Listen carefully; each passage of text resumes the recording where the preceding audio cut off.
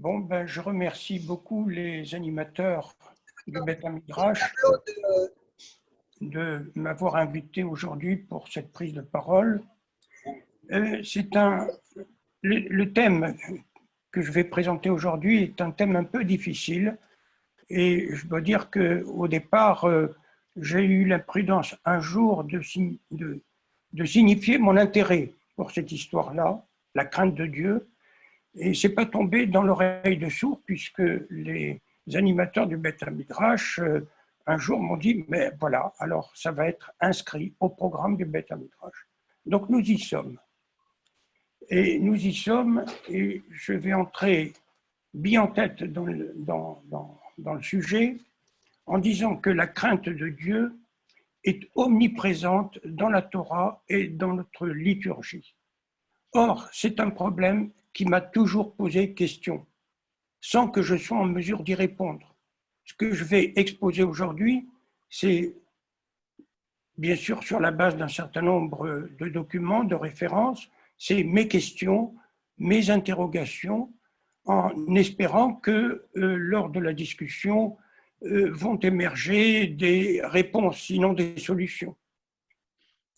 Mais je vais commencer par dire que de telles craintes ne sont pas propres au judaïsme. En fait, depuis la nuit des temps, et dans toutes les cultures, dans toutes les civilisations, sous toutes les latitudes, l'homme a expliqué des phénomènes naturels terrifiants par l'action de forces surhumaines et de divinités toutes-puissantes. Par exemple, il y avait la crainte du dieu Thor, le dieu du tonnerre, dans les peuplades nordiques. Il y avait en Indonésie la crainte d'éruptions volcaniques attribuée bien sûr à des forces divines maléfiques.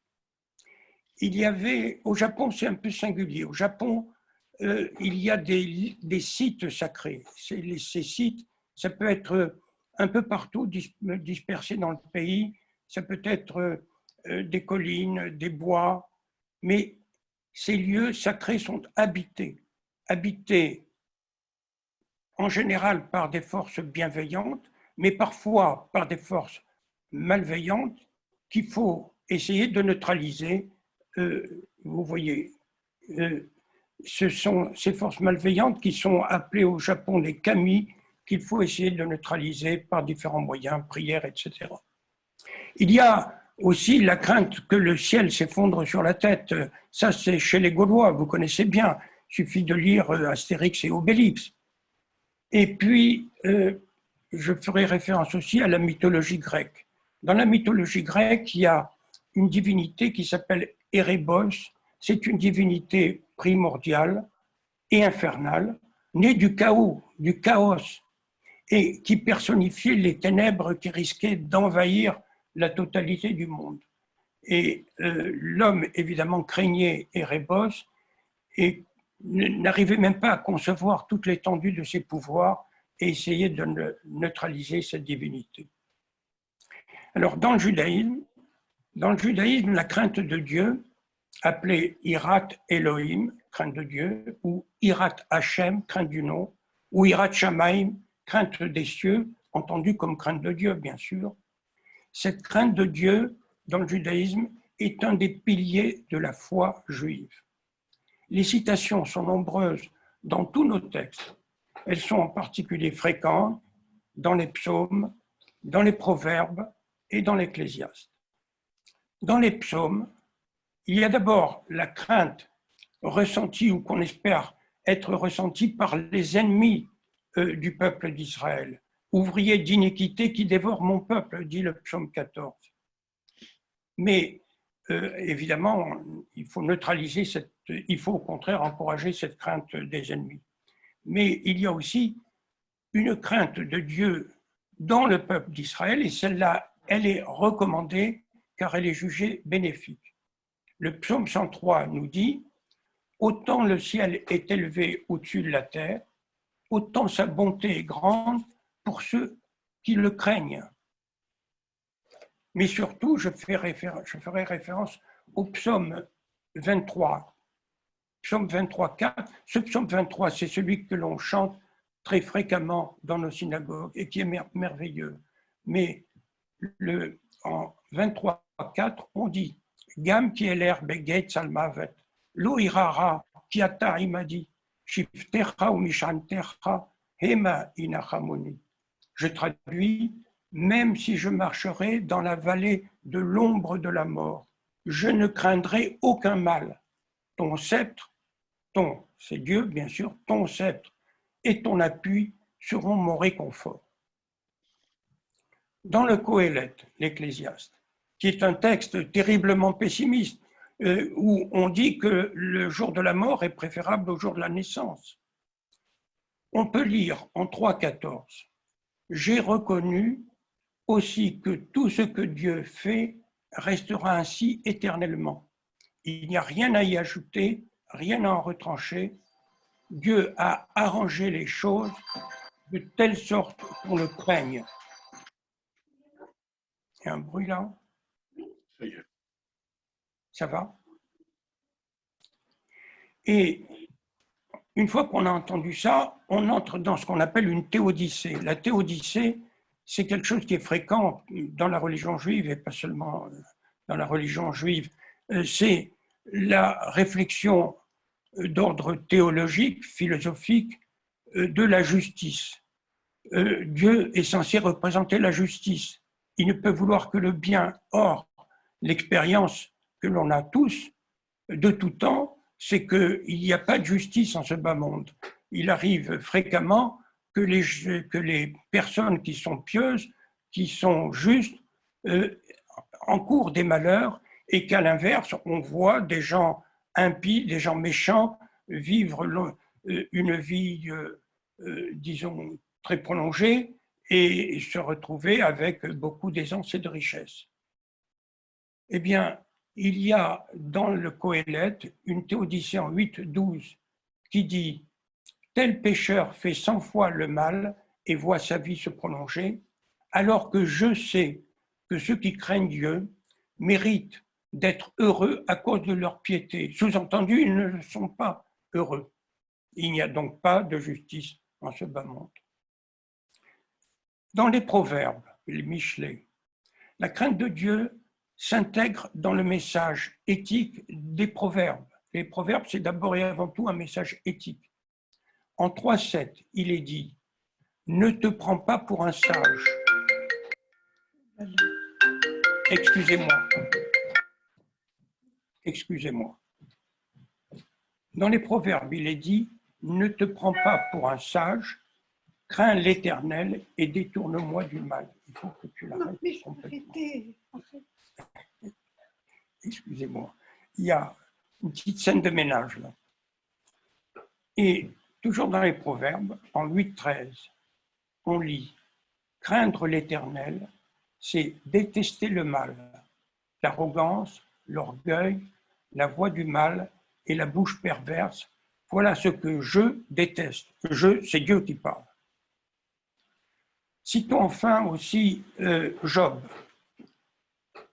Texte magnifique. Je l'ai relu pour ce Beth Midrash. C'est un texte magnifique, à la fois par sa profondeur, mais aussi, je pense, par sa poésie.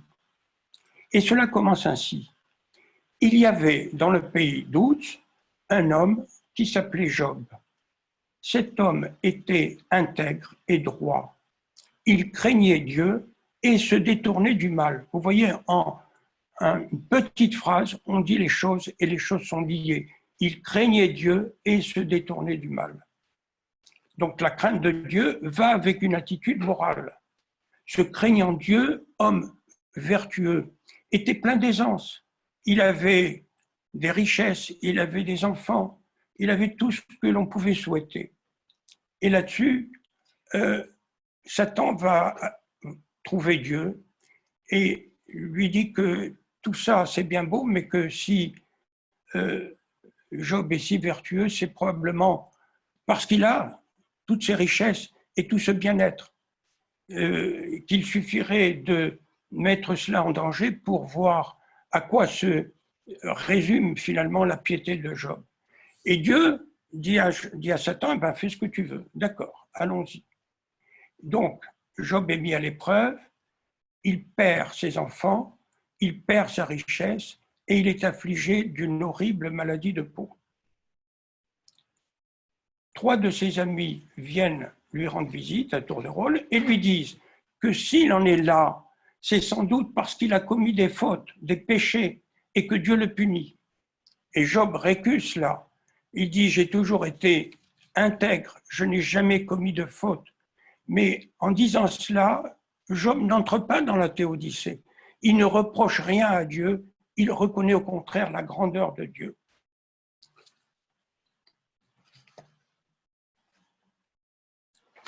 Voilà la théodicée de Job. Il est frappé sans l'avoir mérité et il le dit fortement. Mais qu'en penser au total, sinon que sa crainte de Dieu ne l'a pas mis à l'abri des malheurs et que sa réfutation des critiques de ses amis était justifiée. Vous voyez, problème difficile. Et finalement, Dieu intervient. Il y a d'abord un jeune ami, Elihu, puis Dieu intervient. Et Dieu critique les amis de Job, leur dit qu'ils n'ont rien compris. Et il rétablit Job dans sa santé et sa fortune. On a dit que Job est un craignant Dieu, il craignait Dieu. Je voudrais dire ici que le craignant Dieu, entre guillemets, le craignant Dieu, c'est une expression usuelle pour qualifier la qualité morale d'une personne. Et ceci aussi bien chez les Juifs, par exemple, que chez les musulmans. Au Maghreb, en Tunisie, mon pays d'origine, on vante les qualités morales d'une personne en disant d'elle, en judéo-arabe, Khawaf Rabbi. Khawaf Rabbi en judéo-arabe, ça veut dire il a peur de Dieu, il craint Dieu. Et en fait, la crainte de Dieu se retrouve dans les 3 religions monothéistes, et avec des évolutions expliquant les nuances. Par exemple, on la retrouve chez les premiers chrétiens. Et les premiers chrétiens sont des juifs, simplement, ils croient en plus en la divinité du Christ. Mais sinon, ils sont des juifs. Et donc, ils sont craignants Dieu, comme les autres juifs. Et cette crainte de Dieu a été ensuite transmise tout au long de la chrétienté. Vous connaissez au moins de nom la grande prière Dies Irae, Dies Irae, la colère de Dieu. Les craignants Dieu craignent la colère de Dieu. Et chez les musulmans, la crainte de Dieu existe aussi, mais les musulmans préfèrent parler de croyants plutôt que de craignants. Et les croyants sont des personnes qui sont croyants en Dieu et en son prophète, contrairement aux koufars, les impies. Et en outre, ces croyants auraient une conception tribale de la crainte de Dieu, une crainte protégeant en fait la collectivité. En hébreu, il existe différents mots pour parler de la crainte. Il y a ira, comme je l'ai dit, il y a pachad, qui est la peur en fait. Il y a harada, harada qui a donné le mot haredim. Les haredim, les ultra-orthodoxes chez les juifs, sont des craignants Dieu, puissance 1000 peut-être, je ne sais pas.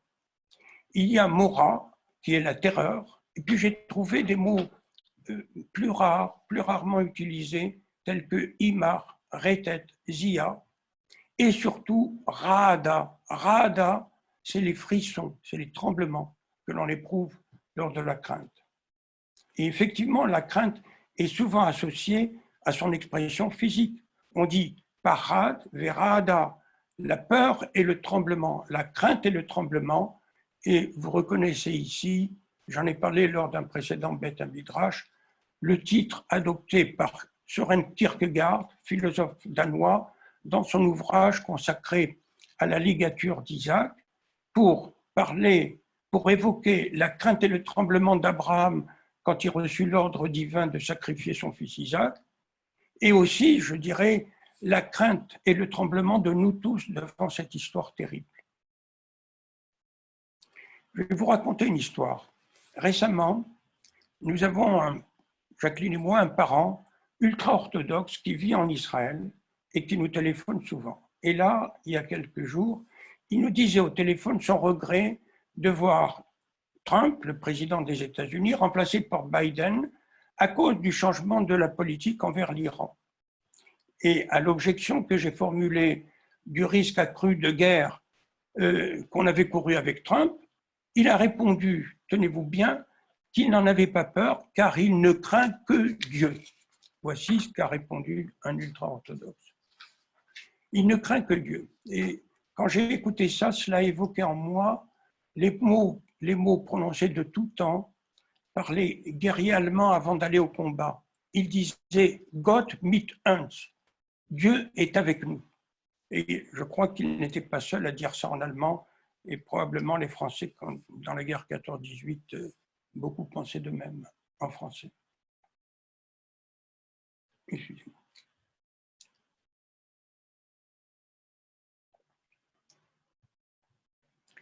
Dans nos textes, on parle couramment non pas de crainte de Dieu, Hirat Elohim, car on n'ose même pas prononcer cette appellation Elohim, mais on dit crainte du nom Hirat Hashem ou crainte des cieux Hirat Shamayim.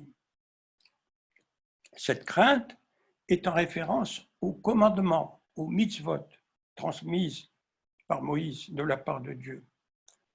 Les mitzvot positives, crainte, donc cela correspond à la crainte de ne pas faire ce qui nous est commandé. Et puis il y a les mitzvot négatives, et là c'est la crainte de faire ce qu'on ne doit pas faire, ce qui nous est interdit de faire. Mais la crainte de Dieu est une mitzvah en soi, elle est préventive. Moïse, après la remise des 10 commandements, dit en Exode 20:20, c'est pour vous mettre à l'épreuve que le Seigneur est intervenu, c'est pour que sa crainte vous soit toujours présente afin que vous ne péchiez point. Je vais maintenant, si vous voulez bien, reprendre un peu le récit biblique depuis les origines. Enfin, les origines. Disons depuis Adam et Ève. Dieu a créé après les différentes étapes des premiers jours. Il crée Adam, puis il sort d'une côte d'Adam Ève, sa compagne, et il les pose, il les met dans le Gan Eden, dans le jardin d'Éden, jardin des délices. Et en leur disant qu'ils peuvent manger de tout, sauf les fruits de 2 arbres, qui sont des fruits défendus, l'arbre de la vie et de la mort, et surtout l'arbre de la connaissance du bien et du mal. Et comme vous le savez, alors je résume, ça risque de, j'espère que je ne vous impatiente pas en vous racontant des histoires que tout le monde connaît. Bon, arrive le serpent qui convainc Ève qu'elle ne craint rien, qu'elle n'a rien à craindre, et Ève croque la pomme, elle donne la pomme à croquer à Adam, et à ce moment-là, ils se retrouvent nus dans le jardin, et ils ne peuvent pas rester nus, ils prennent des feuilles de figue, ils les cousent ensemble pour se cacher, et ils se cachent. Et cependant, je lis là le texte, l'Éternel Dieu, qui, à ce moment-là, vers le soir, circulait dans le jardin d'Éden, appela l'homme et lui dit « Ayeka, où es-tu » Et Adam répondit « J'ai entendu ta voix dans le jardin et j'ai eu peur parce que j'étais nu.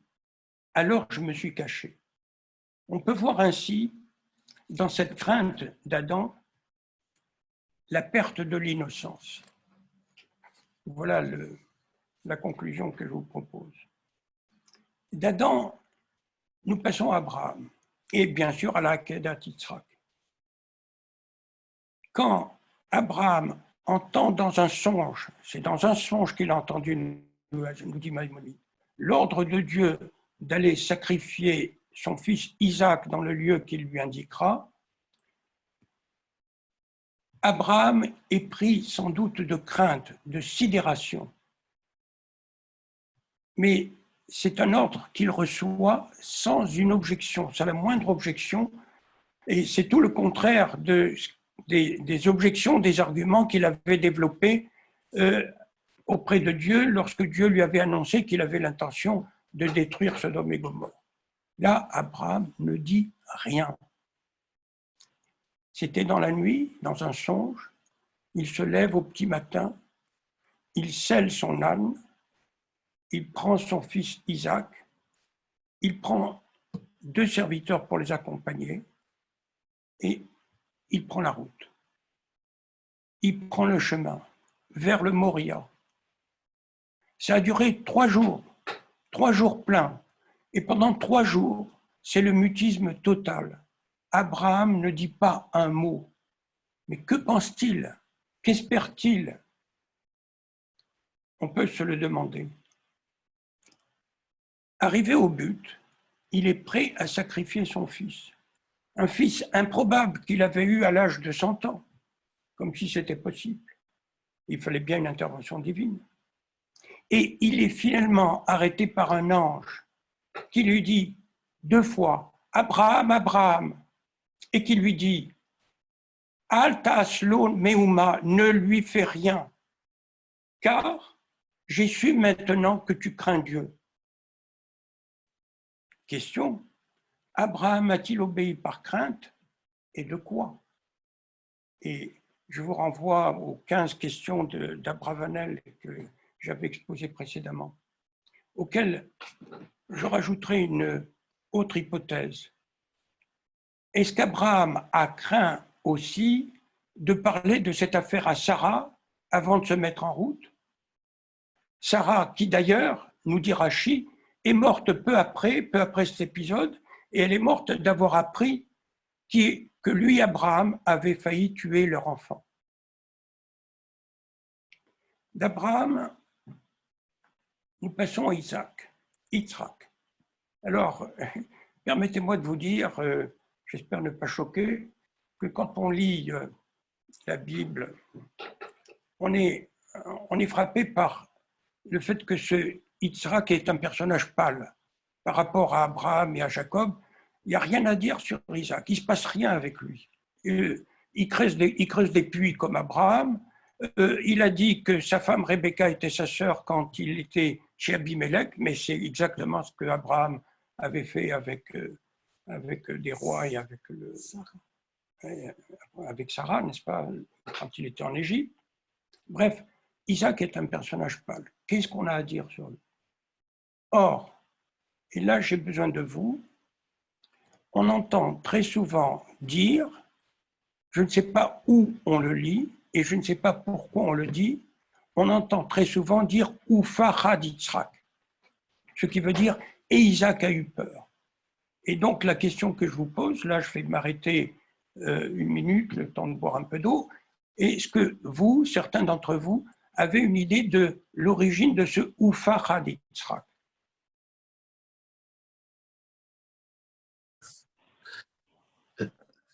Je peux dire que c'est dans une chanson qu'on chante à Rosh Hashanah où on rappelle justement la Akedat Yitzhak. Dans cette chanson, Pahad Yitzhak, c'était la peur au moment de la ligature et qui pensait être le sacrifice. Donc c'est quand même une peur terrible, quoi, une peur. C'est comme ça que je l'entends en tout cas. Merci Marc. Effectivement, voilà, tu me donnes l'origine, c'est une chanson. Mais cette chanson, c'est pas une prière, c'est une chanson à côté du rituel, non? En Afrique du Nord, elle est très importante et elle est majeure dans l'office de Rosh Hashanah et même on la reprend à Kippour. Ah oui, ah oui. Oui, oui. On a des choses à apporter quand même, nous, hein, Bon, merci beaucoup. Il y a quelque chose d'étonnant dans quand même le fait que Isaac a eu peur. Car dans la Kabbale, vous connaissez très bien cette figuration d'un arbre ou d'une forme humaine sur lequel sont projetées des émanations divines. La Bina, la Chorma, etc. Hein, l'intelligence, telle et telle forme d'intelligence, la puissance, etc. Mais en plus, dans la Kabbale, il y a eu d'autres projections. Abraham à droite, au niveau d'une main ou d'une branche, et c'est le Chesed, la grâce, et Isaac à gauche, et Isaac c'est le din, c'est-à-dire le jugement, donc la sévérité. Donc, Isaac devrait, du fait qu'il est le din, inspirer la peur plutôt que la ressentir. Et donc, finalement, de quoi a-t-il eu peur? Pourquoi a-t-il eu peur? Et là, c'est Delphine Orviller qui nous a proposé une hypothèse à partir d'un rapprochement sémantique entre deux mots, le mot ira, il a eu peur, et le mot ra, il a vu. Elle dit, Delphine Orviller, que Isaac a eu peur parce qu'il a vu ce que personne ne devrait voir, un père s'apprêtant à sacrifier son fils. C'est d'ailleurs pour cela, dit-elle, que plus tard, il est devenu aveugle, faisant ainsi un rapprochement entre Isaac et Édipe, car dans le mythe d'Œdipe, comme vous savez, Œdipe s'est crevé les yeux et donc est devenu aveugle de son propre chef parce qu'il avait tué son père et épousé sa mère. Eh bien là, selon on voit que l'histoire est inversée. Là, Isaac devient aveugle, non pas parce qu'il a tué son père ou qu'il a voulu le tuer, mais parce que c'est son père qui a voulu le tuer. Mais il y a quand même des considérations qui mériteraient d'être faites au niveau de la psychanalyse, là, parce que ces deux histoires absolument symétriques méritent d'être rapprochées. On parle du complexe d'Édipe, moi je me demande s'il ne faut pas parler du complexe d'Isaac.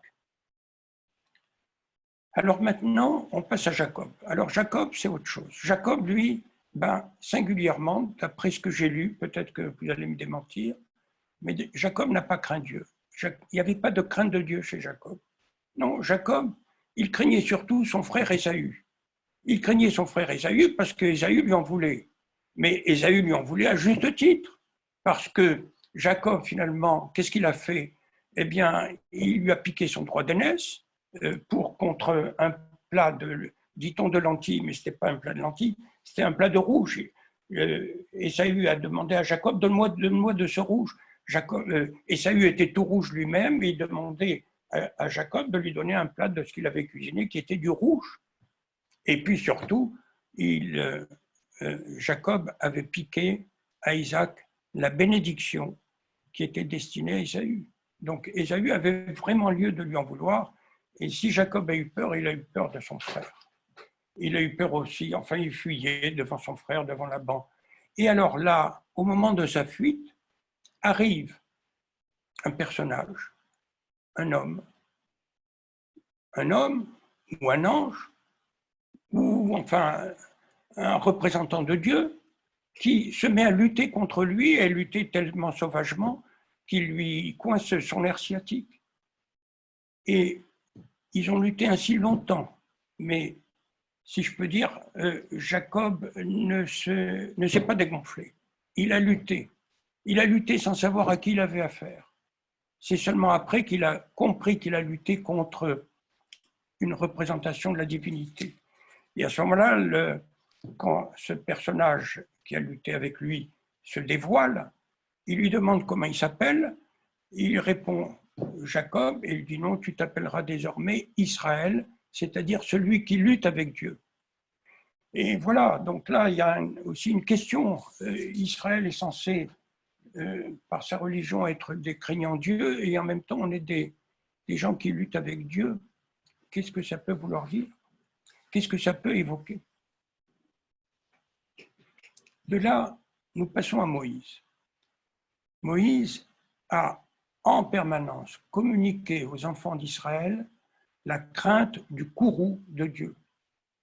Je cite en Deutéronome 6,15, « Crainte que sa colère s'allume contre toi et qu'il t'anéantisse du dessus de la terre. » Et cette colère est annoncée en fait dès le deuxième des 10 commandements, quand il est dit « Je suis un Dieu jaloux, Elkana, qui poursuit le crime des pères sur les enfants jusqu'à la 3e et la 4e génération pour ceux qui m'offensent, et qui étend ma bienveillance aux milliers et à ceux qui gardent mes commandements. » Et aussitôt que les commandements ont été transmis par Moïse, le peuple fut pris de peur et dit à Moïse, « Que ce soit toi qui nous parles et nous pourrons entendre, mais que Dieu ne nous parle pas, nous pourrions mourir.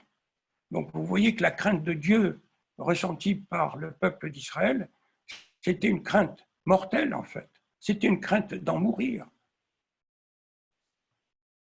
Puis, un peu plus tard dans le Sinaï, Dieu dit à Moïse, en Exode 34:6, « Tu ne saurais voir ma face, car nul homme ne peut me voir et vivre. » Dieu admet alors qu'il le voit la dérober par derrière, mais plus tard, descendant dans la nuée au milieu des éclairs, des coups de tonnerre, des coups de chaude, du chauffard, on dit « Vayavor Adonai Apana », vous connaissez, Adonai, Adonai.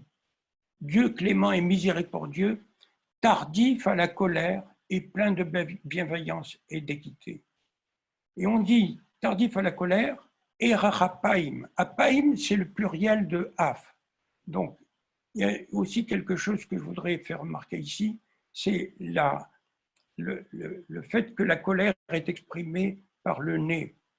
Je ne sais pas si c'est le cas de tout le monde quand on se met en colère, ça m'arrive, et si mon nez se crispe comme cela, mais en tout cas, voilà, on parle du nez de Dieu, ce qui est un anthropomorphisme qui sera bien sûr par la suite dénoncé par Maïmonide. Moïse, toujours, en Deutéronome 15, déploie toutes les malédictions et les calamités qu'encourent les enfants d'Israël s'ils n'écoutent pas la voix de l'Éternel, et des calamités dans leur récolte et dans leur propre personne. Ça peut aller jusqu'à la peste. Et là, en Deutéronome 17, 23, il y a le passage qui est pour moi le plus effrayant de toute cette histoire, de toute l'histoire qu'on lit dans la Bible lors des bénédictions et malédictions possibles de la part de Moïse. On lit en 17, 23, « Ton ciel qui s'étend sur ta tête sera d'airain, et la terre sous tes pieds sera de fer. » Imaginez un monde fait pour l'homme et où l'homme ne trouve que de l'airain au-dessus de sa tête et du fer sous ses pieds. Ce n'est pas un monde vivable, c'est un monde où rien ne peut plus pousser. Quand j'ai lu ça, quand j'ai relu ça encore récemment pour ce Beth Midrash, l'image qui m'est venue à l'esprit et que je vous soumets, c'est l'image d'un tableau que vous connaissez tous, le tableau d'Edvard Munch, Le Cri. Vous savez, Le Cri, on voit un personnage unique, un personnage qui a les mains comme ça, de part et d'autre des joues, et qui crie. Voilà la crainte au maximum. Et cette crainte, c'est bien cela. Un ciel d'airain et une terre de fer. Un petit épisode aussi qui me pose question, c'est la mort des fils d'Aaron, Nadab et Abihu, en Lévitique 10.2. Comme vous savez, ces deux fils, qui étaient censés d'ailleurs par la suite remplacer Aaron dans sa position de grand prêtre, sont entrés dans la tente d'assignation et à ce moment-là, ils entrent pour offrir quelque chose à Dieu, c'est une offrande, et à ce moment-là, un feu s'élança et ils moururent instantanément devant le Seigneur. Pourquoi? Comment une offrande se termine par une mort comme cela, une mort cruelle, je dirais. Mais pourquoi? Est-ce parce qu'ils n'ont pas craint, parce qu'ils n'ont pas respecté, en fait, le caractère sacré de ce lieu? Et autre question, après leur mort, Aaron qui était présent quand ils sont morts, quand ils ont été foudroyés, Aaron ne dit rien.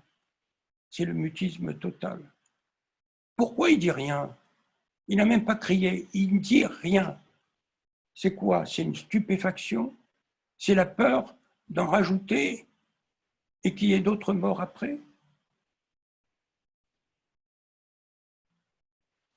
Je voudrais aussi rappeler que plus tard il est dit, il est décrit, lors du culte dans la tente d'assignation, puis dans le temple, le grand prêtre n'approche le Saint des Saints, là où sont déposées les tables, il ne l'approche qu'une fois par an.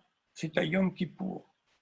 Et avant de l'approcher, il y a l'assemblée qui est autour de lui, qui lui fait des tas de recommandations, et surtout une recommandation d'être craintif. Or, il entre, et c'est la seule fois où le grand prêtre prononce le nom complet, le tétragramme, que nous ne prononçons jamais. Là, il le prononce, c'est un nom, il le prononce, on dit il est méfourache, il le prononce complètement.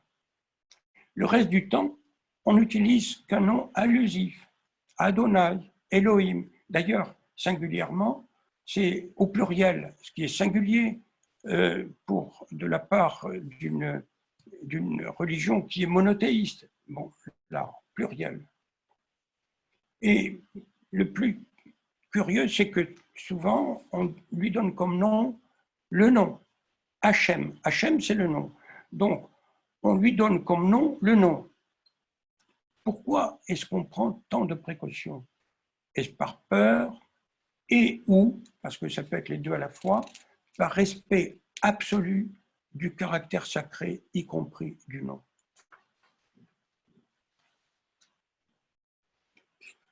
Et enfin, je voudrais rappeler les différents types de sacrifices.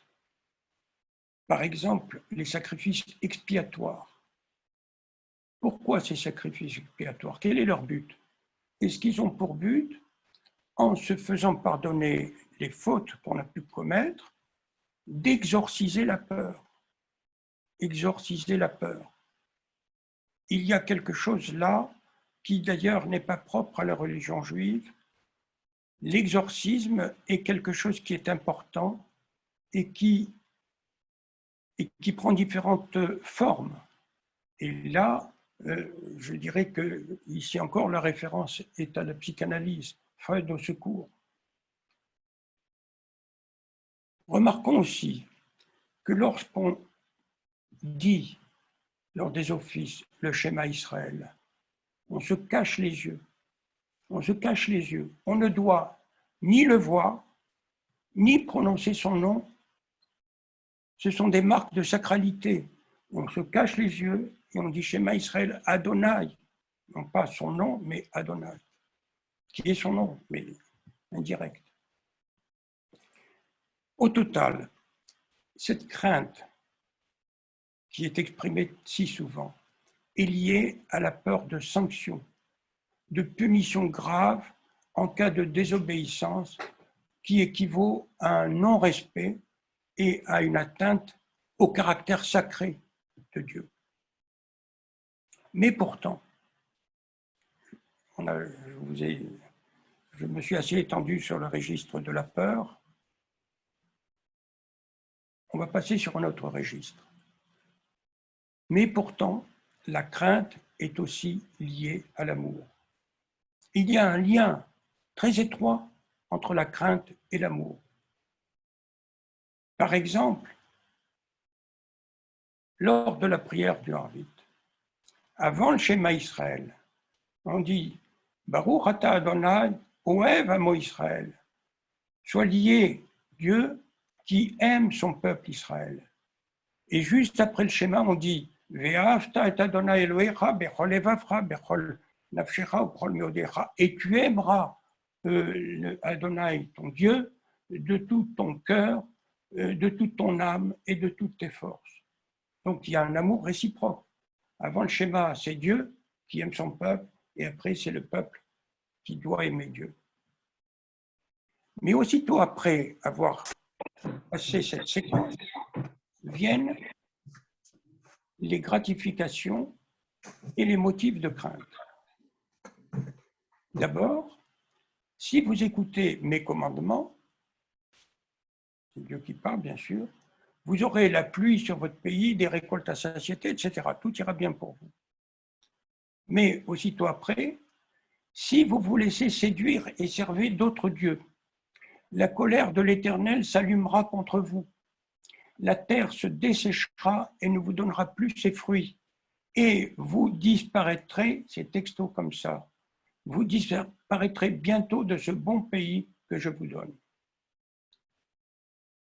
Je vous rappelle en outre que ce passage que je viens de lire, qui est un passage de malédiction, si on n'obéit pas, si on se laisse séduire par d'autres dieux, ce passage, normalement, est prononcé à voix basse. Est prononcé à voix basse, comme si on n'ose pas le dire à voix haute parce que ça risquerait justement d'allumer le début de ces malédictions. Et ce qui m'étonne, c'est que de temps en temps, il y a certains officiants qui le disent à voix haute, alors que rituellement, c'est toujours à voix basse. Donc, au total, il y a un amour réciproque de Dieu vers l'homme et de l'homme vers Dieu, mais en même temps crainte de punition en cas d'infidélité, de désobéissance. Je pose une question maintenant. Pourrait-on comparer, et on l'a fait, d'autres l'ont fait, ce mélange d'amour et de crainte au sentiment d'un enfant envers son père? Un enfant aime son père et en même temps, il craint de la part de son père des punitions en cas de désobéissance et d'inconduite. Et le père qui est attentif à l'enfant, il doit non seulement l'aimer, mais en même temps lui donner des ordres pour le protéger, et il doit quand même lui inspirer une certaine dose de crainte. Dans cette suite, où alterne ainsi le bonheur et le malheur, le bonheur si on obéit, la crainte des conséquences si on désobéit, il y a bien des menaces de type paternel. Alors je voudrais citer ici Yeshayahu Leibovitz. Vous savez tous qui était Yeshayahu Leibovitz, un religieux de notre temps. Il est décédé il y a, je ne sais plus combien, 10-20 ans, et qui était quelqu'un d'extrêmement rigoureux dans sa pratique de la foi. Or, il a écrit dans ce livre remarquable qui s'appelle « Les brèves leçons bibliques », où il y a un commentaire hebdomadaire de chaque paracha. Il a écrit en page 238 « L'acceptation du joug du royaume des cieux, de la Torah et des commandements est présentée sous un angle apparemment utilitaire. » Il utilise le mot « utilitaire ». Et ce mot est terrible parce que cela veut dire qu'en fait, c'est uniquement pour servir les besoins de la cause qu'on inspire cette crainte de Dieu.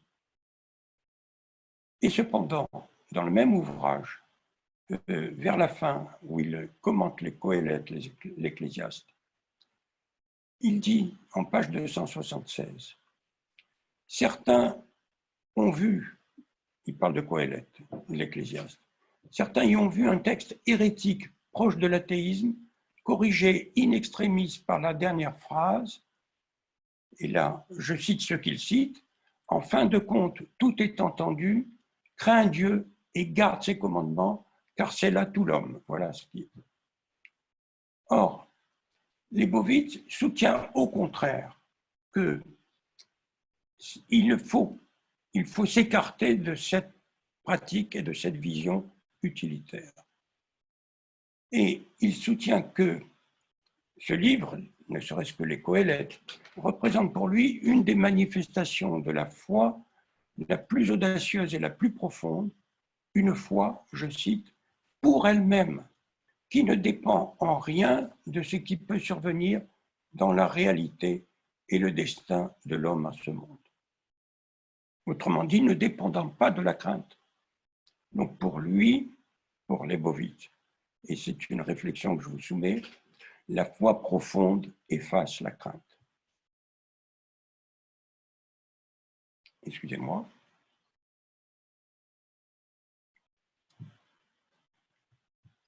Et d'ailleurs, s'agit-il vraiment de crainte? J'ai souligné précédemment les différents synonymes employés. Lors de la Hamida, le vendredi soir, quand on dit, en utilisant deux synonymes, les fanav na'avod be'irava fachad, dans notre sidour, ma sortie, c'est traduit, je pense que je sais par qui, que nous savons par qui, c'est traduit par nous l'honorons, les fanav na'avod be'irava fachad, nous l'honorons avec ferveur et déférence. Ferveur au lieu de crainte, déférence au lieu de peur.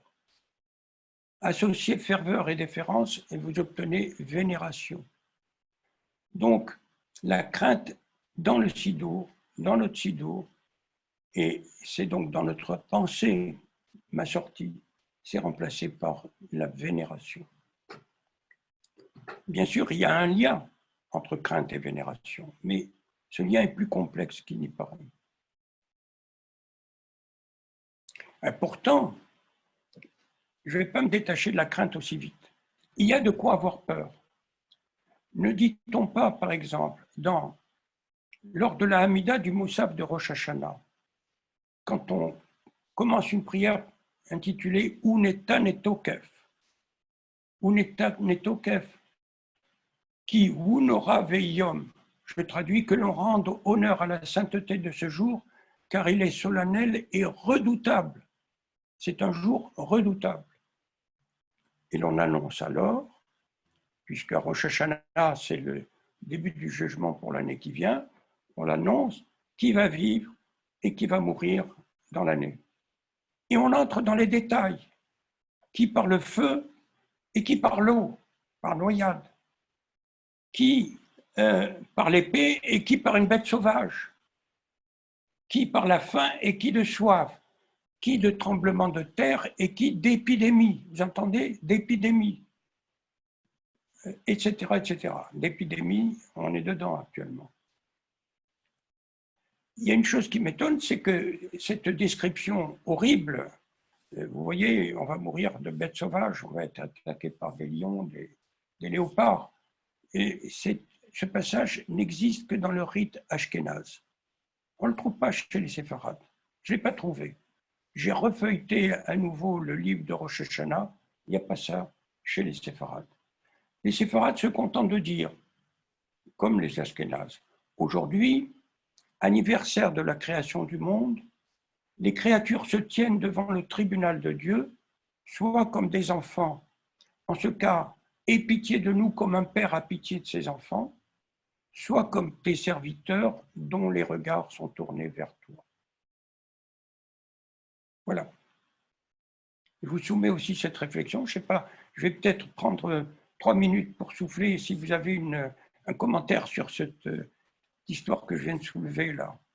Marc, peut-être toi qui le spécialiste des différences entre les séfarades et les ashkénazes.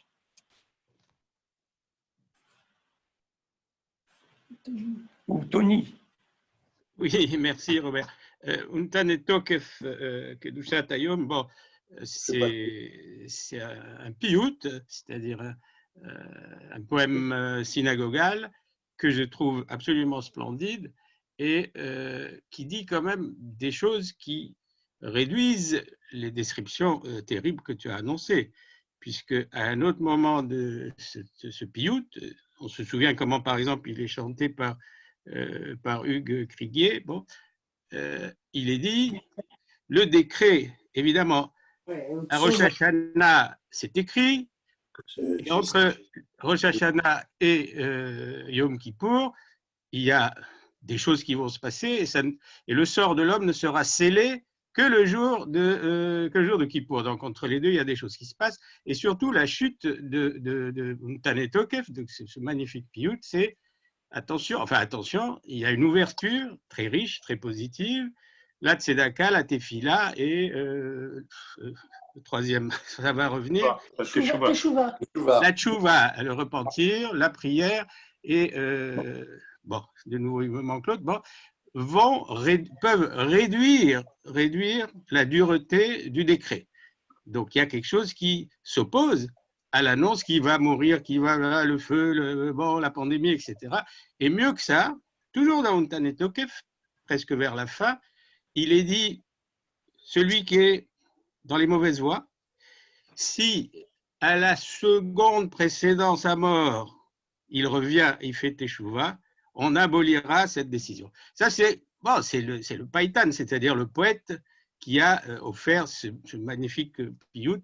Et j'ajoute sur la question séfarade et ashkénaze, c'est vrai que les séfarades ne le lisent pas dans leur sidurim, mais je te rassure, Robert, il est connu des séfarades. Et certains le lisent après ou avant, mais il est connu, il n'est pas dans le sidour officiel. Marc me dira si c'est le cas ou non, mais ça ne veut pas dire qu'il est absent. Ça, c'est vrai. J'aurais d'autres choses à dire, mais je laisse la parole à nos amis. Donc, Raphaël. Oui, si je peux intervenir, je voudrais intervenir sur deux points très ponctuels, des questions ponctuelles qu'a posées le professeur Zetoun, et donc ça permettra d'éviter d'en reparler quand on aura le débat de fond. Sur l'affaire de Untane Tokef, il est clair que c'est un piyut de tradition ashkénaze. Il n'existe pas du tout dans le rite séfarade. C'est d'ailleurs très normal, puisque ce poème est en fait attribué, je ne pense pas que c'est lui qui l'a écrit, mais il est attribué à un rabbin qui s'appelle Rabbi Amnon de Mayence, qui aurait été menacé et d'ailleurs exécuté par les chrétiens, par un évêque chrétien, s'il ne se convertissait pas au christianisme à l'occasion des croisades. Et donc Amnon de Mayence aurait, avant de subir le châtiment, il serait venu à Kippour devant sa communauté pour lire ce poème et après quoi il serait mort. Bon, donc c'est une tradition totalement ashkénaze de la vallée du Rhin et qu'on ne retrouve pas du tout dans le rite séfarade, qui a d'autres poèmes qui sont plutôt, dans les poètes qui sont mentionnés dans le rite séfarade, sont plutôt des poètes espagnols comme Gabirol, comme Julian Lévy. C'est une autre tradition poétique. Alors, justement, sur ce terrain, je voudrais dire, mais ça c'est assez irrévérencieux, que quand vous lisez Tony Lévy a raison de dire qu'il y a la dernière phrase, la teshuva, la prière et la charité parviennent à enlever le mal du décret, roi à Gezerah, c'est vrai. Mais de l'autre côté, quand vous lisez ce texte, on est extrêmement frappé par la parenté de style avec le dies irae qui existe dans les requiems chrétiens. Parce que le dies irae, vous avez les mêmes images, une trompette va sonner, le livre s'ouvre, on lira les fautes des gens, c'est exactement le même style. Donc c'est à mon avis une inspiration médiévale très caractéristique de l'Europe du Nord, et c'est assez intéressant de le mentionner. Donc, c'est vrai que ça n'existe pas dans le rite ashkénaze. La deuxième remarque que je voulais faire, c'est sur Parat Yitzhak. Alors, Parat Yitzhak, c'est extrêmement clair. Il faut se référer à Genèse 31, 42. Dans Genèse 31, 42, Jacob se plaint devant Laban. Il lui dit « Tu m'as fait les pires tours. Tu m'as rendu les pires tours, tu m'as changé les règles d'attribution de mon salaire avec les bêtes que je gardais, etc. Et j'aurais eu beaucoup de mal si ce n'était pas Elohé Abraham ou Parat Yitzhak. Si le Dieu d'Abraham et le Parat Yitzhak, c'est-à-dire, à mon avis, le Dieu d'Isaac, c'est comme ça qu'il appelle le Dieu de son père, m'avait protégé. Si je n'avais pas été protégé par Elohé Avi, Elohé Abraham ou Parat Yitzhak, j'aurais eu pas mal de difficultés. C'est donc Genèse 31-42, c'est là qu'on appelle le Dieu d'Isaac Parat Yitzhak. C'est un des rares cas dans la Bible où le Dieu d'Isaac s'appelle Parat Yitzhak par parallélisme avec Elohé Abraham. Voilà ce que je voulais dire sur ces deux points précis. Je vais juste rebondir sur ce que vient de dire Raphaël. Le remercier d'abord sur ce que vous avez dit concernant le lien avec le dies irae. Le lien, ce n'est pas seulement un lien verbal, c'est un lien musical. Je ne sais pas si c'est tout à fait le cas pour les Ashkénazes, mais pour les Séfarades, El Nora Alila, c'est exactement le même chant, la même musique que le dies irae. Donc il y a eu sûrement des échanges importants entre les juifs et les chrétiens, en tout cas au niveau de la crainte de Dieu et de la crainte de la colère de Dieu. Je crois que Hana Lévy-Soussan voulait intervenir depuis longtemps. Donc, Hana Lévy-Soussan, si tu peux ouvrir ton micro. Moi, ma question, c'était par rapport à la comparaison entre le Père et Dieu. J'ai l'impression que le Père, on le craint, mais pour des choses, enfin, il nous punit quand on a fait vraiment quelque chose de mal. Alors que Dieu, on n'a rien demandé et il demande de sacrifier le Fils, mais sans raison. Enfin, j'ai l'impression qu'on le craint pour des choses beaucoup plus... C'est plus arbitraire quand... Est-ce que vous voyez ce que je veux dire? Oui, tu parles de la ligature d'Isaac, tu parles du sacrifice d'Isaac. Oui, et souvent, quand il demande des choses, Jonas, Job, il est assez arbitraire et on le craint pour des choses. C'est normal qu'on le craint parce que d'un moment à l'autre, il demande des choses assez terribles et sans raison. Alors que le Père, quand il nous punit, c'est pour des. Dans les meilleures situations, c'est pour une raison quand même. Anna, je vais te répondre. Effectivement, tu as raison. Il n'est pas rare que Dieu soit interpellé au niveau de ses décisions, au niveau de ce qu'il souhaite que l'on craigne, en disant que c'est arbitraire. Et sa réponse est assez singulière. C'est celle qu'il a formulée, par exemple, à Jonas. C'est, voilà, on ne comprend pas l'immensité de Dieu. Il n'y a pas de commune mesure entre l'homme et Dieu. Voilà sa réponse. Alors, on la comprend, on ne la comprend pas, mais voilà, j'y reviendrai tout à l'heure. Tony, tu veux à nouveau intervenir? Oui, juste, je vais faire une objection à mon ami Raphaël. L'auteur de Untanetokef, de ce piyut, aujourd'hui, on sait à peu près comment le nommer et puis comment le situer. Il y a la question de Amnon de Mayence qui va mourir après avoir refusé de renoncer à la crainte de Dieu. Bon, je la laisse de côté, c'est important, mais ça brouille un peu ce que je veux dire.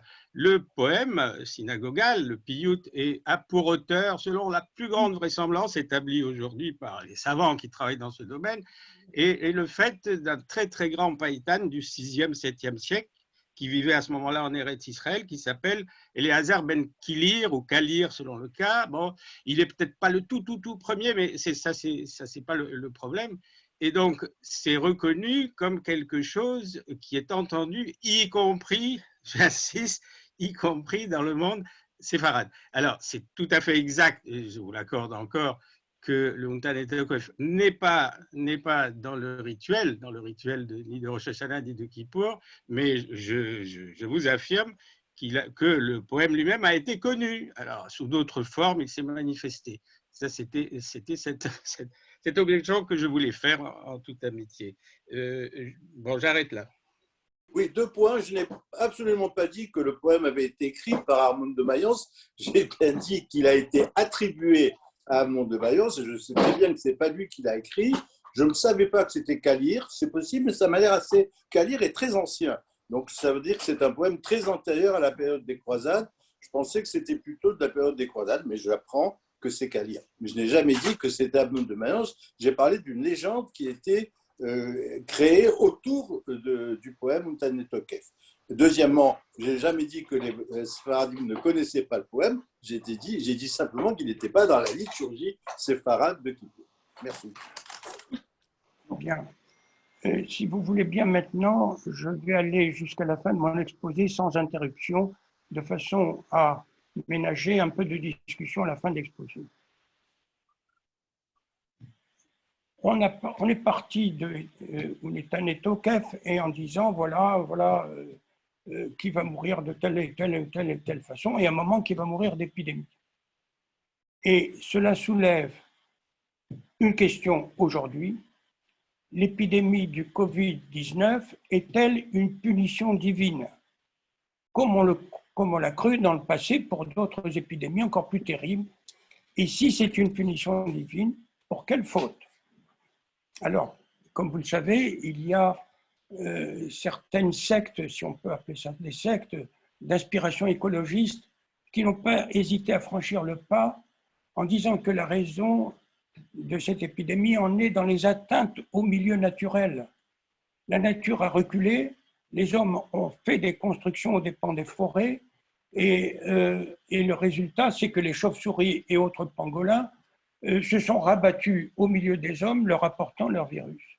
Bon, mais est-ce que c'est d'origine divine? C'est pas sûr. En tout cas, la crainte de tout ce qu'on peut redouter est pourtant bien là, lors des Yamim Noraïm. Et on le sait aussi avant le Yom Kippour, lors des Selichut, quand on bat sa coule, comme le font d'ailleurs les chrétiens, en confessant ses fautes, Hacham ou Baganou, etc. Alors, cette demande des organisateurs de Beth Midrash qui se sont saisis de ce thème en demandant de le traiter, en pleine pandémie mondiale est singulière. Est-ce que la crainte de Dieu, je vais poser des questions maintenant là-dessus, est-ce que la crainte de Dieu est toujours d'actualité? Ou faut-il laisser la solution entre les mains des scientifiques? Et c'est une question stupéfiante, car nous sommes tous actuellement dans cette épidémie en état de stupéfaction. On est pétrifié, on est transformé en pierre. On ne sait pas quoi faire, on ne sait pas quel est le futur. On est assailli par les nombreux messages des scientifiques qui nous laissent cependant dans l'incertitude et l'angoisse. Mais apparemment, il n'y a pas d'autre recours. En tout cas, on ne les voit pas. Il n'y a pas de jeunes qui sont prononcés et demandés. Il n'y a pas de jeunes. On ne va pas envoyer nos péchés dans les cours d'eau ou à la mer comme on le fait à Rosh Hashanah. Il n'y a rien, il n'y a pas de manifestation, il n'y a pas de sacrifice expiatoire, par exemple. Chez les chrétiens, il n'y a pas de procession. C'est même tout le contraire. Nous avons quelqu'un de proche qui est portugaise et qui nous a dit que le pèlerinage de la Vierge de Fatima au Portugal est d'accès restreint pour cause d'épidémie. Les précautions sanitaires dictées par les scientifiques l'emportent donc sur les implorations religieuses. Et on a vu, je ne sais pas si certains d'entre vous ont vu la même chose, à la télévision, il y a 2 jours à peu près, on a vu un spectacle étonnant. Ils ont montré la Kaaba. Vous savez ce qu'est la Kaaba, cette grande construction noire, cubique, qui est le centre de toute la foi musulmane et qui est habituellement entourée par une foule énorme qui tourne autour. Et là, il y avait la Kaaba inchangée et il n'y avait que quelques personnes sur cette grande esplanade. Donc, c'est pareil pour les musulmans.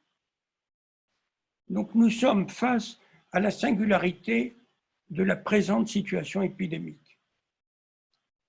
Par rapport à d'autres épidémies et d'autres fléaux collectifs dans le passé, est-ce qu'on ne croit plus? Est-ce qu'on ne croit plus aux prières collectives? Y a-t-il même des prières individuelles? Je pose la question. Pourtant, on commence à entendre dire que nous vivons une situation apocalyptique. Faut-il attendre Yom Kippour pour chanter ensemble El Nora Alila? Et je vais plus loin, sauf peut-être dans certains pays, parce que je ne connais pas toute la situation dans le monde entier, sauf peut-être dans certains pays, dans certaines civilisations, où Dieu et son entourage immédiat de saints, de prophètes, etc., sont priés et entendus. Y a-t-il encore des prophètes? Ou l'avenir est-il seulement entre les mains des scientifiques et des pouvoirs publics, dont l'incertitude s'étale pourtant au grand jour? Confère l'allocution de notre Premier ministre il y a quelques jours. À défaut de prière collective, certains esprits transparents, prophétiques, entre guillemets, peuvent-ils entendre et annoncer la catastrophe, son devenir et la rédemption? Et serait-on capable de les entendre? Cherchons quand même, si vous voulez bien, quelques références, alors je dirais en dehors de l'actualité. Je vais vous soumettre 2 références. La première, c'est un film magnifique d'Ingmar Bergman, Vous savez qui était Ingmar Bergman, un grand cinéaste suédois qui a fait des films magnifiques, en particulier Cris et chuchotements, qui est un des plus beaux films sur la mort et l'accompagnement des mourants. Et là, je fais allusion à son film intitulé Le Septième Sceau. Qu'est-ce qu'on voit dans Le Septième Sceau? On voit que de retour des croisades, un chevalier se retrouve pris, arrivant dans son pays, il trouve une terrible épidémie. Et qu'est-ce qu'il fait ce chevalier? Et à mon avis, c'est symbolique. Il entame une partie d'échecs avec la mort. Et Bergman ne mollit pas, il présente la mort. La mort est là, et on joue aux échecs. Mais surtout, il faut lire et relire La peste d'Albert Camus. Camus décrit attentivement dans ce livre, un roman, les déambulations et les réflexions du docteur Rieux, qui se promène dans Oran, la ville d'Oran, frappée par la peste. Et à lire ce que Camus écrit, on en conclut que cette peste est un état de fait. Personne n'y peut rien.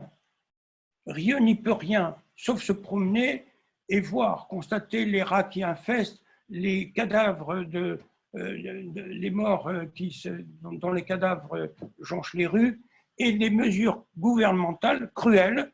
Elles sont beaucoup plus cruelles que ce qui se fait actuellement pour le couvre-feu, car dans le roman de Camus, ils n'hésitent pas à tirer sur les gens. Mais tout ça, c'est en même temps, ça se termine par de l'impuissance. Tout le monde est impuissant, et à la fin, l'épidémie s'arrête d'elle-même. Elle s'arrête d'elle-même. Revenons à nos textes, si vous voulez bien. Y trouve-t-on une ressource contre la peur? Il y a, à mon avis, deux approches possibles. La première, c'est de ne pas craindre Dieu, soit parce qu'on est athée ou agnostique, ce qui est fréquent, soit parce que, paradoxalement, la foi en Dieu nous délivre de la peur. Par exemple, au début de la Havdalah du samedi soir, Iné El Yeshuati, on dit « Voici, c'est en Dieu mon salut que j'ai confiance, et je n'aurai pas peur, car il est ma force et mon allégresse, et il sera mon salut. » Ici, donc, la peur est toujours là, le monde est plein de dangers, mais Dieu nous en délivre. Je sous-entends, quoi qu'il arrive. Autre version, la crainte n'est pas la crainte, la peur n'est pas la peur. Et les traducteurs de notre manuel Ma Sortie ont d'ailleurs pris les devants, comme nous l'avons vu, quand ils disent pour les Fanana Avod Beirava Farad, ils traduisent non pas par crainte et peur, mais par ferveur et déférence. La crainte et la peur sont remplacées par la ferveur et la déférence. En quoi ces mots sont synonymes? Pour tenter d'expliquer, de répondre à cette question, en quoi c'est synonyme, nous allons nous tourner vers Abraham Joshua Heschel. Je rappelle qui était Heschel. Il est né en 1907, mort en 1972. Il est né à Varsovie et après des études de théologie et philosophie à Berlin, il échappa aux nazis in extremis, il émigre aux États-Unis et c'est là qu'il va continuer à vivre. Il enseigna au Jewish Theological Seminary of America, qui est le principal séminaire du judaïsme conservatif, comme disent les anglo-saxons, c'est-à-dire Massorti. En fait, Joshua Heschel était un rabbin Massorti. Il se consacra au prophétisme et publia de nombreux ouvrages. Il s'engagea aussi dans la lutte contre les inégalités, notamment dans le cadre du mouvement des droits civiques aux côtés de Martin Luther King. Il milita contre la guerre au Vietnam et pour la liberté des Juifs du RSS. Il fut un éminent représentant du judaïsme au Concile Vatican II. Un certain Edward Kaplan, professeur de français au Brandeis University de Massachusetts, lui a consacré un ouvrage intitulé, écoutez bien, Abraham Heschel, un prophète pour notre temps. Heschel a consacré en particulier 3 ouvrages au rapport entre l'homme et Dieu.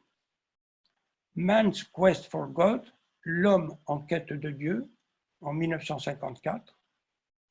God in Search of Man, Dieu à la recherche de l'homme, un an après. Et Between God and Man, entre Dieu et l'homme, en 1959.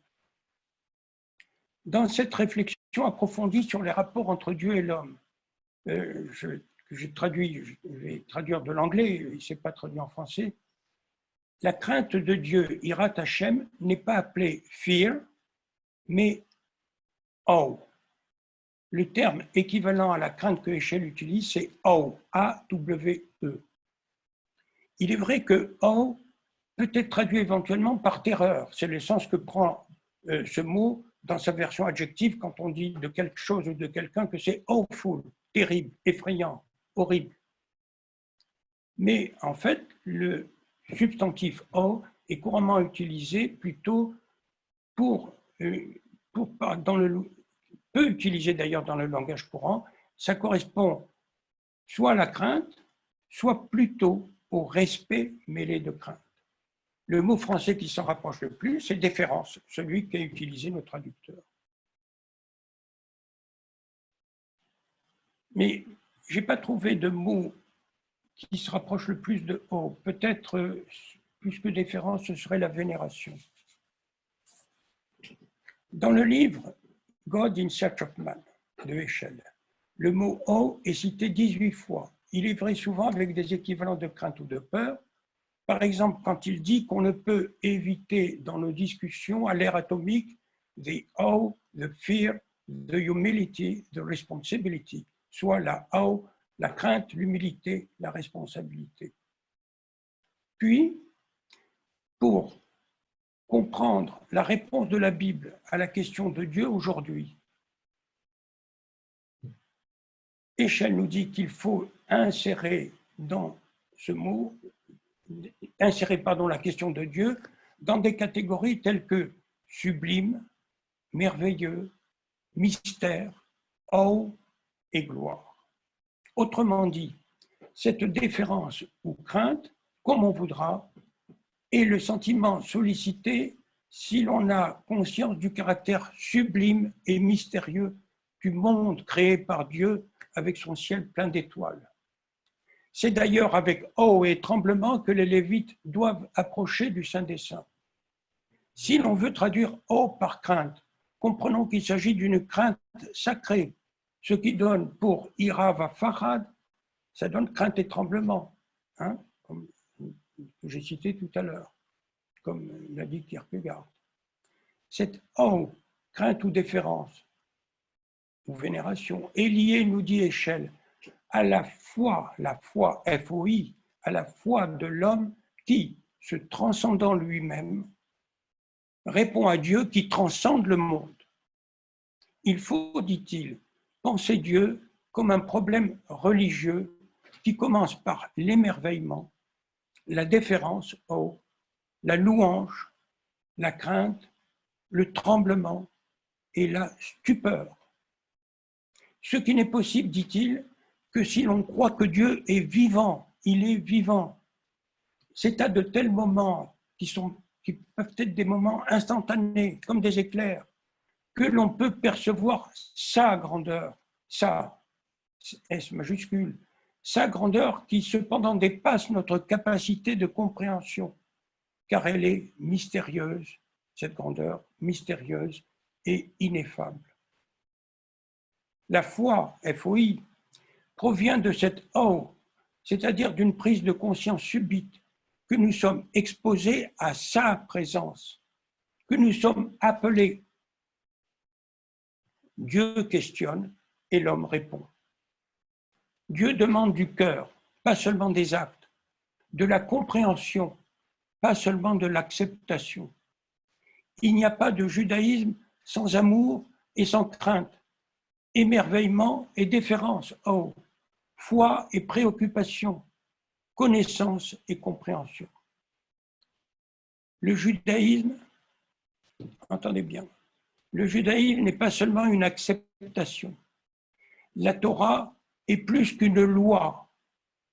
Le mot loi, d'ailleurs, pour Heschel, serait une erreur de traduction des Septante.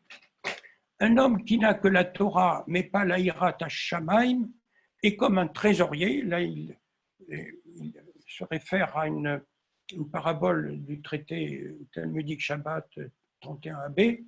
Un homme qui n'a que la Torah, mais pas le Hirat Shamayim, est comme un trésorier qui n'a que la clé intérieure du coffre, sans la clé extérieure, et donc il n'a pas accès au coffre. Je terminerai en résumant le passage du livre God in Search of Man, consacré à la How, page 73-79, étayé de nombreuses citations, notamment de Isaïe, de Job et des psaumes. La How, nous dit Heschel, est le commencement de la sagesse. Mais c'était dit aussi dans tous nos autres textes. La crainte est le commencement de la sagesse. Le sens ultime de la vie ne peut être trouvé dans le monde, mais en Dieu. La crainte, de Dieu, est plus qu'une émotion, mais un moyen de comprendre, une voie vers la sagesse, un acte intérieur ouvrant vers plus grand que nous-mêmes. Le commencement de la How est le questionnement, l'étonnement, l'émerveillement, donnant accès à une sagesse qui participe à la sagesse sacrée de Dieu. La crainte existe, parade, et l'anticipation et l'attente du mal, y compris éventuellement dans le monde à venir. Olam haba. Mais la How, Hirat Hashem, de son côté, est plutôt le sens du merveilleux et l'humilité. Elle précède la foi et en est la racine. Et je vais citer maintenant un passage de ce texte God in Search of Man. Je cite. Ainsi, à la différence de la pensée scientifique, comprendre la réalité de Dieu n'est pas accessible au moyen de syllogismes, par une série d'abstractions, par une pensée qui procède de concept en concept, mais à l'aide d'introspection. L'introspection ultime est le résultat de moments lorsque nous sommes ébranlés au-delà des mots, lors d'instants d'émerveillement, de déférence, de louange, de crainte, de tremblement et de stupeur radicale, tout ensemble, de la prise de conscience de la grandeur, de perception. Il y avait juste une page que j'avais gardée. Tu veux garder? Oui. Il y a un problème? Je continue. De la prise de conscience de la grandeur, de perceptions qui nous saisissent, mais que nous sommes incapables de décrire, de découverte de l'inconnu, découverte au pluriel, des moments dans lesquels nous abandonnons la prétention de connaître le monde pour, entendez bien, un savoir par méconnaissance. Un savoir par méconnaissance.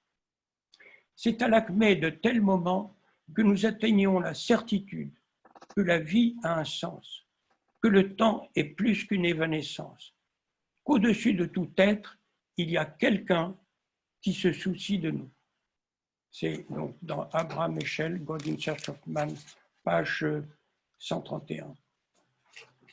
Et vous me permettrez maintenant, pour finir, une tentative de conclusion personnelle. Ai-je résolu la question de la crainte de Dieu? Sans doute pas, car comme on l'a vu, il s'agit d'un concept polysémique. Disons pour simplifier qu'à la crainte d'un Dieu redoutable qui punit les personnes qui n'observent pas ses commandements et qui se conduisent mal, crainte de châtiment personnel ou collectif, on peut opposer la même crainte, mais au sens de déférence, de conscience de sa grandeur incommensurable. C'est ce que je disais à Anna tout à l'heure. Il est vrai qu'une telle crainte peut aller parfois jusqu'à la méconnaissance de sa volonté, sa S majuscule, de la volonté de Dieu, de son projet S majuscule. Cependant, une autre conception a surgi par la suite, donnant naissance à une théodicée, à une contestation de la justice divine qui a atteint son acmé, bien sûr, avec la Shoah. Au maximum, on arrive à la notion de l'inaction divine. Dieu est pourtant présent, éventuellement partout présent, mais sa Shekhinah accompagnement de l'homme, y compris dans sa souffrance.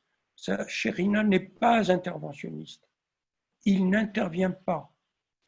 Il ne peut pas ou ne veut pas intervenir.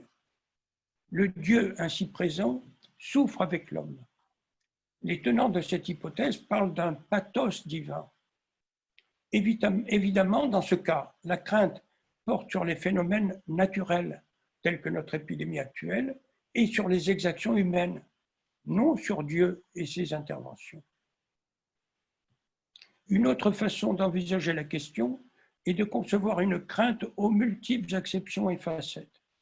Elle est liée à une conception de la grandeur de Dieu incommensurable à l'homme, lequel se retrouve souvent sans recours dans sa vulnérabilité.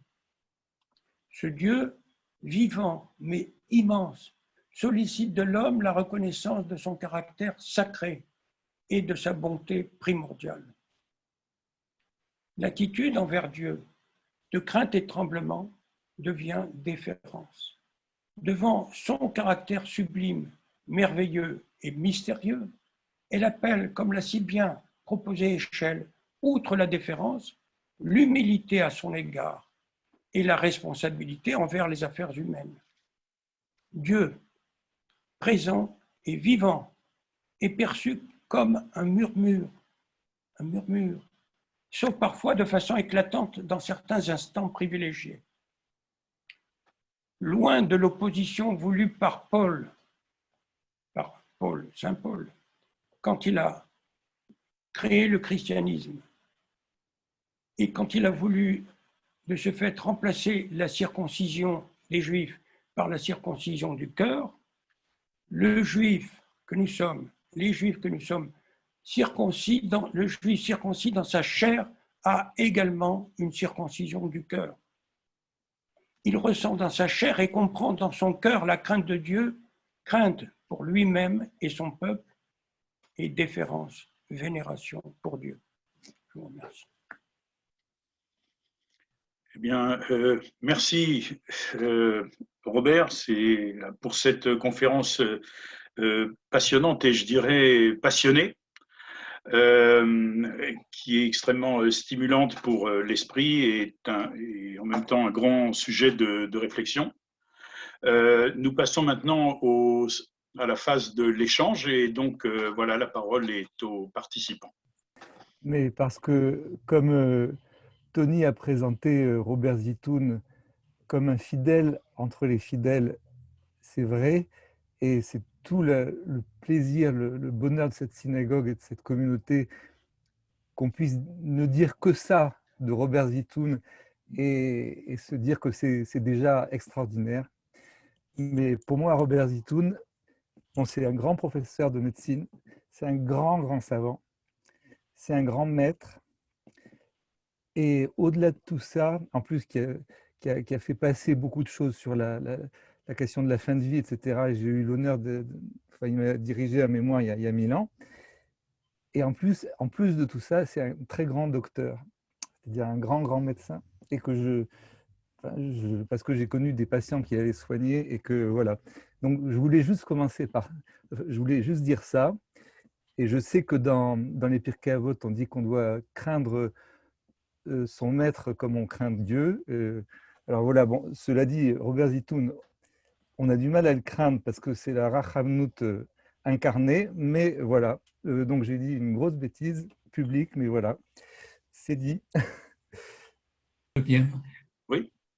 Je voudrais savoir si on n'a pas oublié le deuxième sens du mot crainte, parce qu'effectivement, il y a la crainte du lion, le parad, le khouf en judéo-arabe, mais il y a aussi la crainte, c'est « je crains pour toi », c'est la crainte pour l'autre. Et est-ce que c'est pas ça, en fait, le Hirat Hashem? En fait, dans la peste, c'est le docteur Rieux qui est le plus dans le Hirat Hashem, bien qu'il se déclare athée. Mais... Donc, aidez-moi si dans le terme Hirat, il y a aussi cette notion comme en français, c'est je crains quelque chose, mais je crains pour quelque chose ou quelqu'un. Voilà mes questions. Je ne sais pas si quelqu'un peut répondre, c'est une question importante et difficile. La crainte réciproque, oui. Réciproque, non, peut-être pas. C'est ma responsabilité à moi, j'attends pas de réciprocité. Il est marrant. David. David. Oui, je crois qu'effectivement, le mot crainte est un terme polysémique. Je suggère, je fais une suggestion. À la place de Dieu, ne pourrait-on pas dire la crainte de la loi? La crainte de la loi, ça s'accompagne en même temps que la protection par la loi. C'est-à-dire, la loi nous protège, nous la craignons, mais elle nous protège en même temps. Ceci dit, on pourrait également considérer que dans la crainte, il y a la notion d'incertitude. L'incertitude entre notamment le bien et le mal. Robert a cité l'épisode du premier homme, Adam, qui, après avoir mangé du fruit de l'arbre de la connaissance, eh bien, se trouve dans une incertitude. Il dit, oh, ben, je ne sais pas si je peux me présenter devant toi, Dieu, nu que je suis. Autrement dit, la conscience qu'il était nu lui est venue après donc avoir consommé le fruit défendu. Autrement dit, le bien et le mal sont des notions qui sont toujours un peu, je dirais, conséquentes de la conscience qu'on en a. Bon. Et c'est très intéressant de constater une chose, c'est que avant le bien et le mal, on constate que dans la Torah, Adam ne se pose pas des questions relatives à sa propre conscience. Il se pose des questions uniquement en termes de vrai et faux.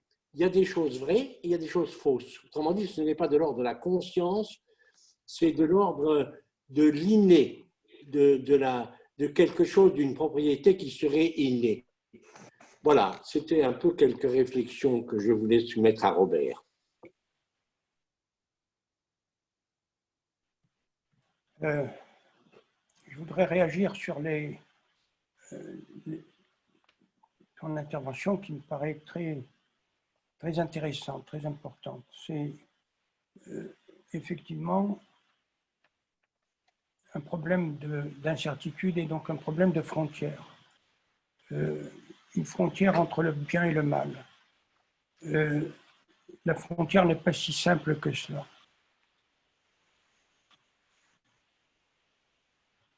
Elle n'est pas si simple que cela et pourtant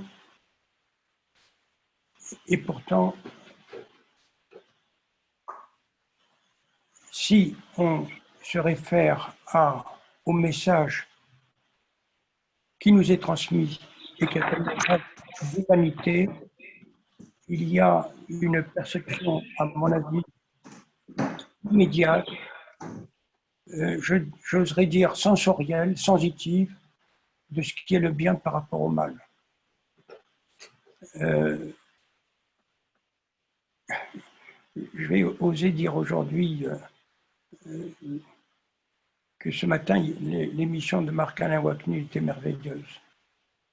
Cette dame qui a fait un livre sur Shlomo Selinger.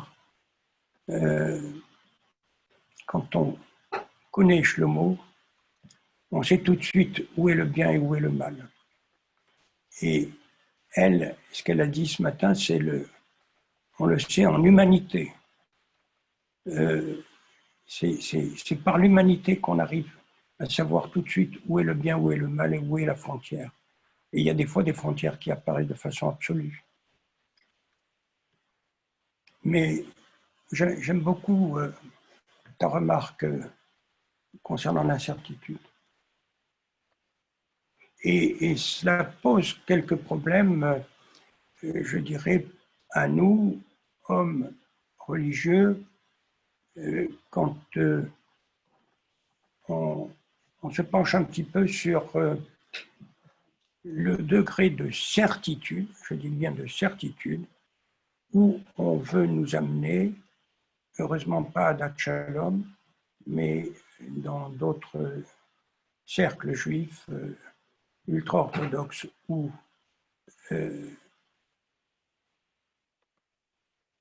là, on entre dans de tels détails de permission et d'interdiction qu'on se retrouve ficelé et loin des vraies certitudes dont il faut se rapprocher. Les vraies certitudes dont il faut se rapprocher, c'est celles que j'ai essayé de transmettre tout à l'heure en citant Heschel.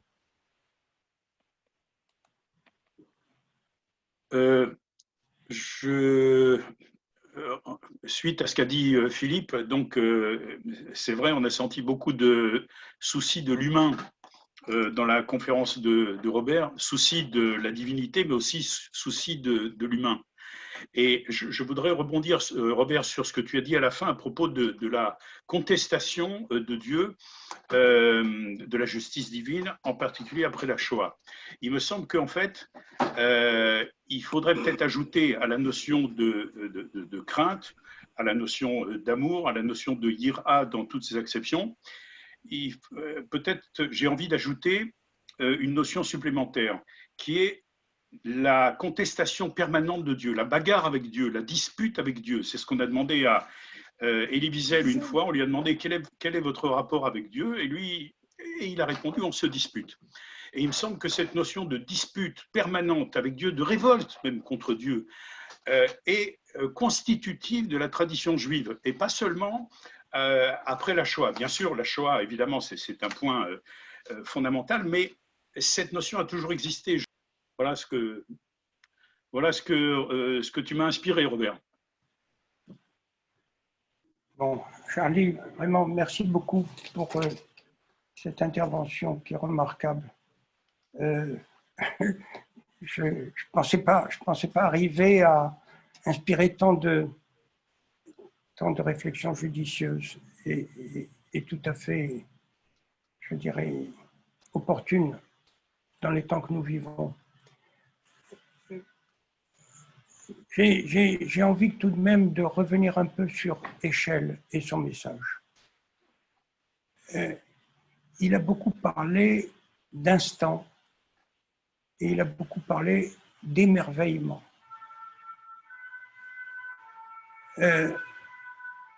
Moi, j'ai reçu le message d'Heschel, quand j'ai lu cela, comme une authentique mystique juive.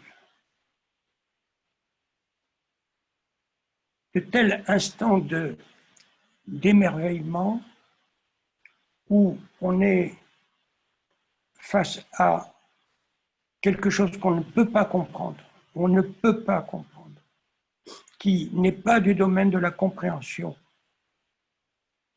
il a utilisé ce mot singulier, qui est de l'ordre de la méconnaissance. Il ne s'agit pas de connaître, c'est dans une autre dimension. Il a parlé aussi d'introspection.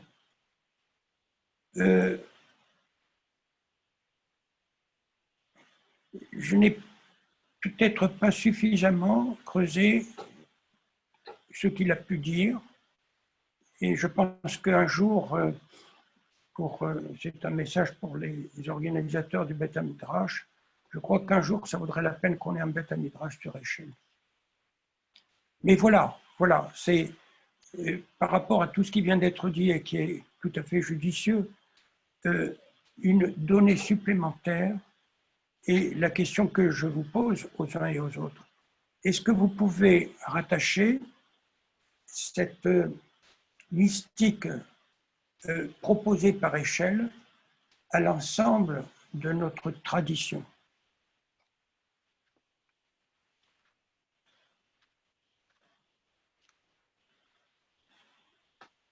Raphaël voulait prendre la parole.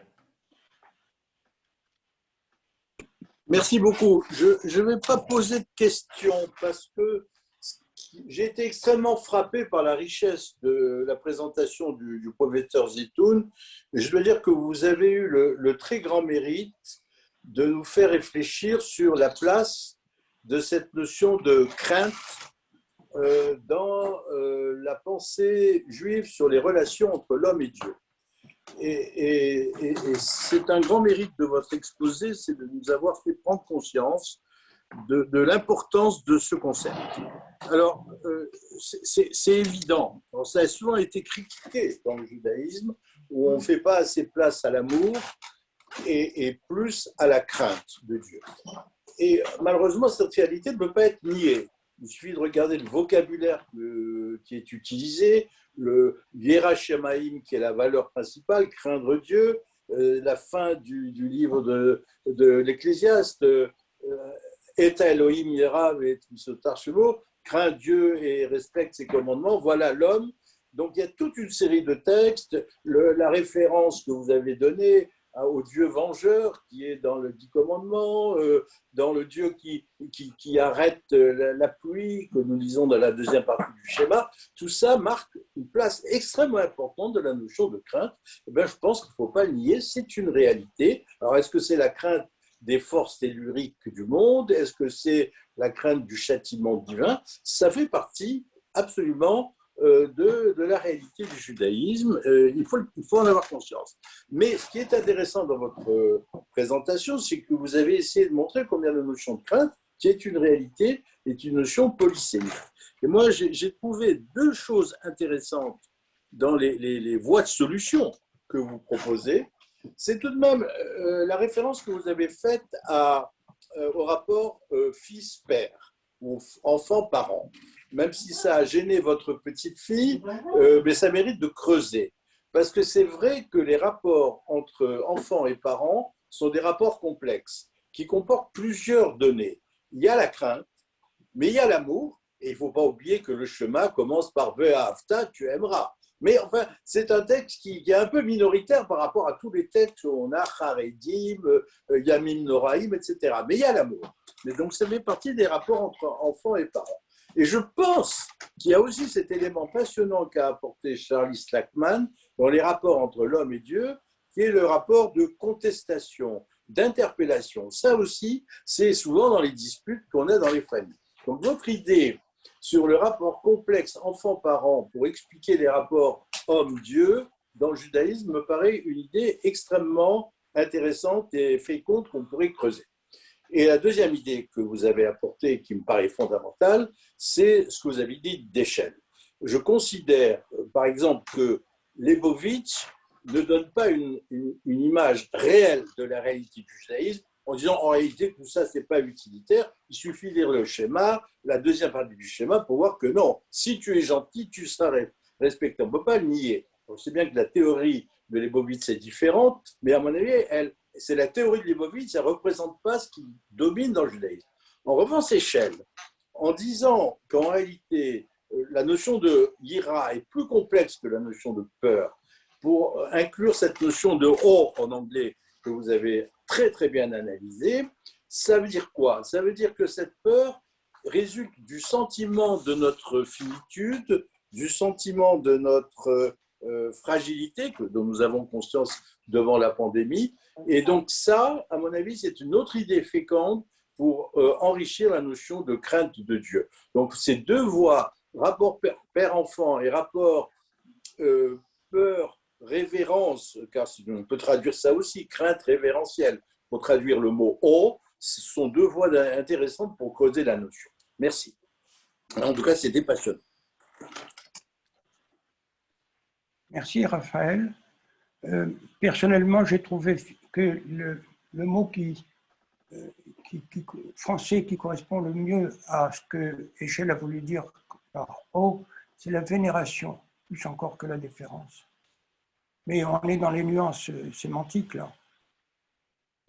On voit très bien, quand on le lit en détail, certains passages, hein, parce qu'il y en a d'autres qui sont moins explicites. Mais quand on lit, par exemple, celui que j'ai présenté tout à l'heure, on voit très bien où est sa pensée.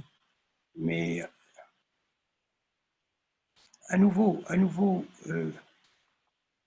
peut-être que je me trompe, il faudrait interroger des spécialistes de Heschel, et il en est sûrement. Heschel est une pensée très, très, très particulière, en particulier quand il a comparé le